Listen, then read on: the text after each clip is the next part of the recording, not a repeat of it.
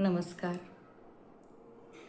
जीवनात सर्वात मोठी शक्ती म्हणजे कुठलं धन, बळ किंवा पद नाही आहे, तर सर्वात मोठी शक्ती म्हणजे आपलं शांत मन, ज्याला कुठलीही परिस्थिती झुकवू शकत नाही असं मन.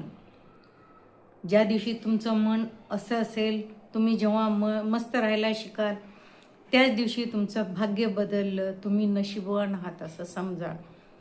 कारण दुःखाचे कारण एखादी घटना नसते, त्या घटनेकडे आपल्या बघण्याचा दृष्टिकोन असतो. जर एखादी गोष्ट तुमच्या मनाला हलवून सोडत असेल, मन दुखवत असेल, तर तुम्ही तुमच्या मनाला आधी जिंका. आपलं मन आपल्या ताब्यात असणं आवश्यक आहे. कारण आपलं मन कोणाच्या तरी ताब्यात, कुणीही यावं आपल्याला दुखवावं, कुणीही यावं आपल्याला खुश करून जावं असं असू नये. ते आपल्या मनात, आपलं मन आतून खुश असेल तरच आपण आयुष्यात खुश राहू शकतो. तर कसं आहे, हा समाज काही आपल्या मनासारखा चालणार नाही. तुम्हाला सांगते, समाज आपल्या मनासारखा नसतो. कुणीही, आपल्या परिवारसुद्धा आपल्या मनासारखा चालत नाही. कधी कोण कुणाला दुखेल याचं सांगता येत नाही. कधी आपली साथ देईल समाज, परिवार, तर कधी आपल्याला ठोकर पण मारेल. तर कधी आपल्या सोबत राहतील, तर कधी आपल्याला ते सोडून पण जातील. तुम्ही जर प्रत्येक गोष्ट मनावर घेतली तर मनावर एक प्रकारचं ओझं होईल आणि आपलं आयुष्यच एक ओझं बनून जाईल. आपलं जीवन एक ओझं होईल. आणि बघा, हे ओझं घेऊन जगणं फार अवघड आहे.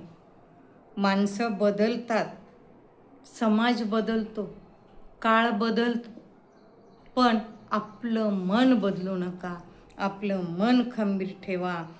कसं आहे, आपण नेहमी म्हणतो की एखादा व्यक्ती गेल्यास मी आता जगू शकणार नाही, मी त्याच्याशिवाय जगूच शकणार नाही. पण बघा, कालांतराने आपण जगायला लागतो. विचार करा याच्यावरून. एखादा प्रसंग मला माहिती आहे, तुम्हाला अतिशय दुखवेल, अतिशय तुम्हाला मनातून कोलमडून टाकेल. पण तुम्ही हेच लक्षात ठेवा की तोच प्रसंग तुम्हाला काहीतरी शिकवून गेला आणि आधीपेक्षा तुम्हाला अगदी बळकट, खंबीर बनवून गेला. याच्यावरूनच तुम्ही विचार करा की माणसाच्या आयुष्यात सुखाबरोबर दुःखाची पण जोड असते आणि आयुष्यभर आपल्याला सुखच मिळावं ही अपेक्षा चुकीची आहे. दुःख असल्याशिवाय खरं म्हणजे आयुष्यात मजा नाही किंवा सुख नाही. कारण तुम्ही सर्वात जास्त मस्त राहा म्हणजे तुम्ही काही कर्तव्य सोडून कर्तव्याकडे दुर्लक्ष करा असं नाही आहे. कर्तव्य करत करत तुम्ही चांगल्या पद्धतीनं जीवन जगा. तुम्ही चांगलंच पेरा काहीतरी, नक्कीच त्यातून तुम्हाला चांगलं उगवलेलं दिसेल. आणि जे काही तुम्ही कराल त्याचे परिणाम पण भोगण्याची तयारी ठेवा. तुम्ही नक्कीच चांगलं काही केलं असेल तर तुम्हाला त्याचा परिणाम चांगलाच दिसून येईल. आणि बघा, आपलीच दुःख आपण तयार करत असतो. कोणाशी तरी तुलना करू नका, त्यातूनही आपल्याला दुःख मिळतं. कारण संकट आहे तर जीवन सुंदर आहे. संकटाशिवाय जीवनालाही मला असं वाटतं की सुंदरता येणार नाही. कारण संकटावरून आपल्याला आनंदाची, सुखाची किंमत कळते. मग आपल्या आयुष्याची, आपल्या आनंदाची चावी दुसऱ्याच्या हातात देऊ नका. ते स्वतः जवळच ठेवा. आपला स्वतःचा विश्वास जिवंत ठेवा, तो महत्त्वाचा आहे.